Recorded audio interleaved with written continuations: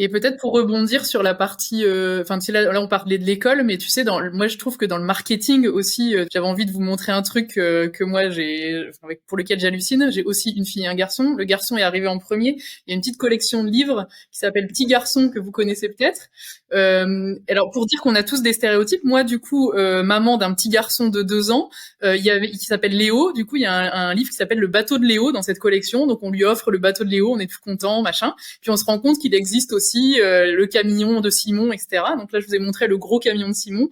Après, j'ai une petite fille qui arrive et en fait, on lui offre la collection qui est le pendant de Petit garçon qui s'appelle Petite fille et on lui offre, attention, tenez-vous, donc Lilou joue à la poupée. Mais attends, c'est le moins pire de la collection parce que Ah, derrière, j'ai les autres. On a quand même Chloé joue à faire le ménage, ah bah oui. Nina, enfin tu vois, Lola joue à la dinette, etc.